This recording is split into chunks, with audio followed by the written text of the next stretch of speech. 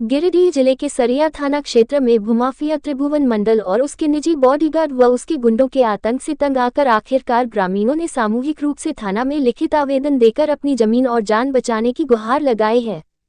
अब देखना होगा कि झामुमो नेता का चोला पहने इस भूमाफिया पर सरिया प्रशासन कोई कार्रवाई करती है या फिर जमीन मालिकों को ही कोई केस में लपेट लेती है।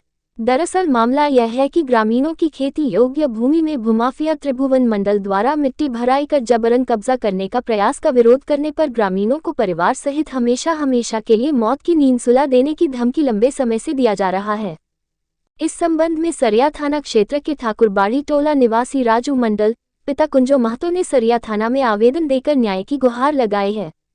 आवेदन में कहा है कि त्रिभुवन मंडल पिता स्वर्गीय लोचन मंडल ग्राम छोट की सरिया थाना सरिया के निवासी हैं और एक दबंग प्रवृत्ति के व्यक्ति है और अपने साथ बाउंसर भी रखते हैं, जिसके कारण क्षेत्र के लोग उनके विरुद्ध आवाज उठाने से डरते हैं। कहा है कि त्रिभुवन मंडल द्वारा हम लोगों की खेती योग्य भूमि में जबरन मिट्टी भराई करवाई जा रही है और अवैध रूप से कब्जा करने का प्रयास किया जा रहा है। जब हम लोग अपनी भूमि पर हो रही इस अवैध मिट्टी भराई का विरोध करने अथवा उन्हें ऐसा करने से रोकने का प्रयास करते हैं तो भूमाफिया त्रिभुवन मंडल तथा उसके साथ मौजूद बाउंसरों मारपीट करने लगते हैं। वे खुलेआम धमकी देते हुए कहते हैं कि यदि अपनी जान बचानी है तो यहाँ से भाग जाओ। उनकी इन धमकियों के कारण हम लोग एवं हमारे परिवार के सदस्य भयभीत हैं और असुरक्षा के वातावरण में जीवन व्यतीत करने को विवश हैं। उनके व्यवहार से यहाँ किसी भी समय किसी अप्रिय घटना के घटित होने की आशंका बनी हुई है। बहरहाल सरिया थाना क्षेत्र में भूमाफिया त्रिभुवन मंडल और उसके गुंडों के आतंक से पूरा इलाका सहमा हुआ है। अंदेशा जताया जा रहा है कि कभी भी खून खराबा हो सकता है। अगर समय रहते सरिया पुलिस और अंचलाधिकारी ने हस्तक्षेप नहीं किया तो कोई भी अनहोनी हो सकती है। नाम जयप्रकाश पांडे हुआ, पिता का नाम श्री राजेंद्र पांडे। यह कनौदा बहियार में मेरे दादा और परदादा के नाम पर 38 डिसमिल जमीन है, जिस पर 29 डिसमिल पर मिट्टी डाल दिया गया है। और मिट्टी डाल दिया गया, जब मना करने आते हैं तब तक वो बोलता कि आके बैठ के बात कर लो और औने पौने दाम में देने के बात कहता है। हमने बोले कि हम लोग को ज़मीन छोड़ दीजिए, हम लोग गरीब आदमी हैं, हम लोग खेती करते हैं, तब उससे हम लोग को गुजारा चलता है।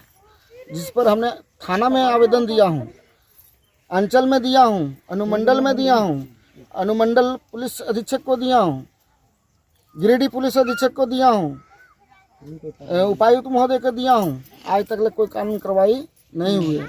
हम यही चाहते हैं सभी पदाधिकारियों से कि खेती करने का समय आ गया है।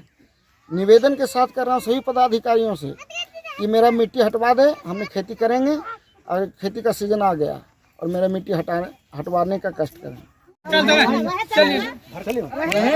जिसमें है वहाँ पे उसमें हम लोग हर साल खेती करते आ रहे हैं और करते हैं।